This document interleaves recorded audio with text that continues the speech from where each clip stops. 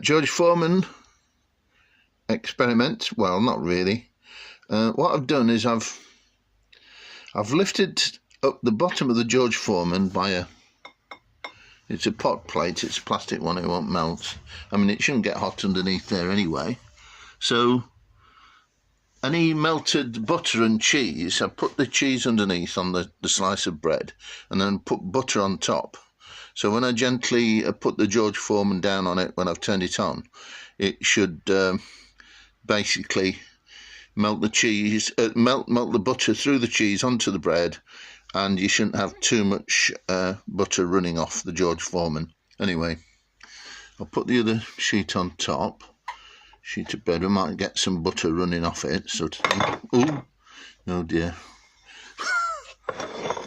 Maybe that's not the best demonstration that's ever been done. There you go.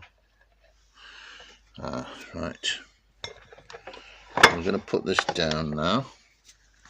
There's a plastic lid there which is supposed to warm bread up when you need it warming up. Anyway, I'll turn this off, turn this on, and then sometimes what I do is I squish the top of the George Foreman carefully so that it can develop. So you've got to be careful you don't touch the surface. I just make sure the lid is lifted up. So that's better. It should.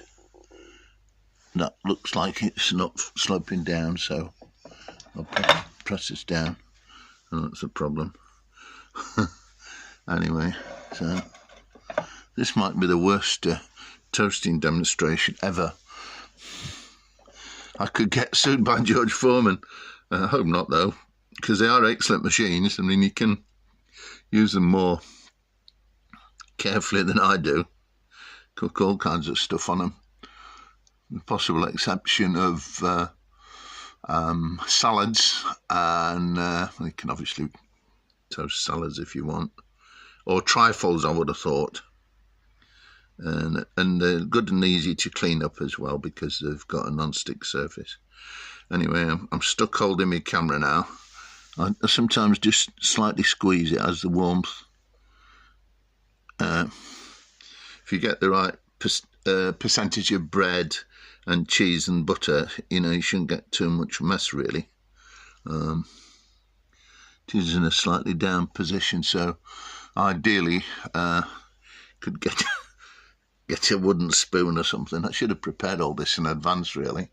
What I'll do is I'll fold up this toilet roll tube and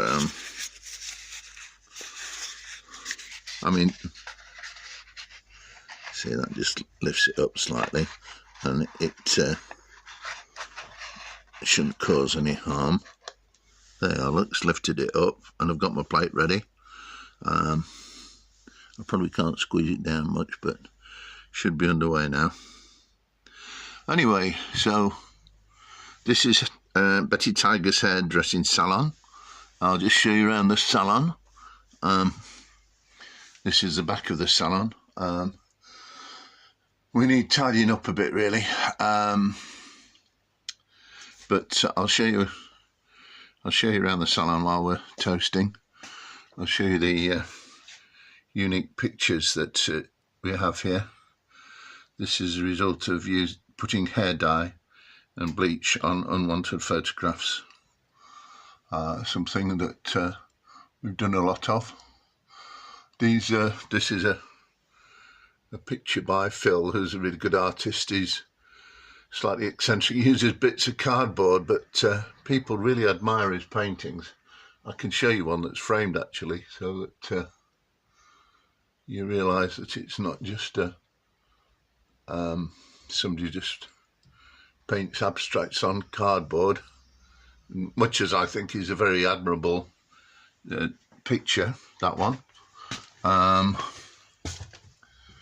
This is a communal painting, not one by Phil's. I'll show you one of Phil's proper one. That's another one that was done by different people and added to.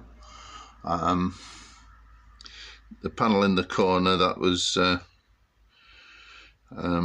copy of some colours somebody had in their hair. So they wanted a bit of an unusual effect, but and a really good artist called Tony did the drawing of the lady, and then and Richard as well, who's a good artist, he was the person who having the different colours in his hair, and I did some spots around the bottom there. I think somebody else did the bookshelf, can't remember who it was now. I'll just show you a couple of other of Phil's paintings. We can hear there's Patrick Amber, who's the main art creator at the start of Betty Tigers. He painted the outside and the back of the shop, which we'll probably show you in a different video.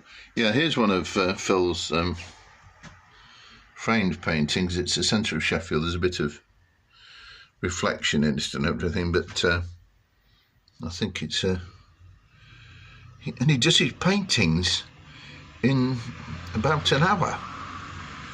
You know, that's all it takes him. It's just, I think he's a fantastic artist. There's another one of his eccentric bits there, look. Just painted on a bit of cardboard, and you know, people stick banana skins to walls.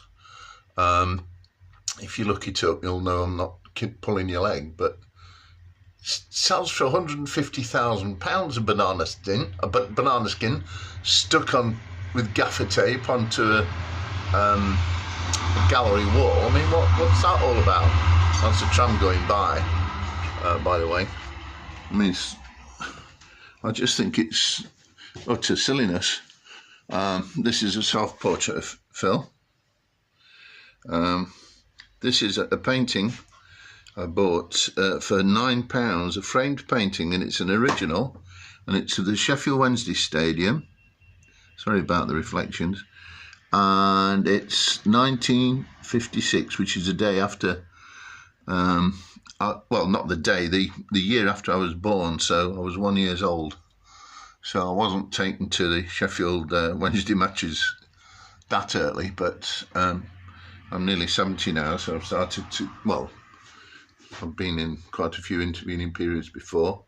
This is a wonderful drawing by Trevor Kendrick, and it's called Big Hair, and I got some printed up so people could colour them in, really. But it was my laziness, really, yeah, because I wanted to do a ridiculously large hairstyle, and I thought, well, it's better to pay a really good artist to draw a big hairstyle rather than just try and, well, get somebody sitting under a tremendous pile of hair. I mean, it could have been dangerous and everything, so it's a bit of a silly thing. Anyway, we'll go on and see how this is a quick twirl around of the rest of the salon. And we've got Dalit in the window to remember the lowest caste in India. People who should be treated better than they are. If you look them up, Dalit, D-A-L-I-T, that's a picture by Tony there. And there's another lovely picture there by one of the customers, very, very talented artist. And Sue, she's called. And that was given to me by the girlfriend of a customer, and I think it's a really original piece of art. Anyway, I'll show you how the toast is doing now. So, yeah. Anyway, so we are a hairdressing salon. You might be put off because it looks slightly scruffy, but we do our best to do good hairstyles for individuals. Oh, look, it's toasted quite well. So, ooh, plastic thing's fallen at the back. So I'm going to have a cup of coffee now, and I'll probably turn this off, and thanks for watching.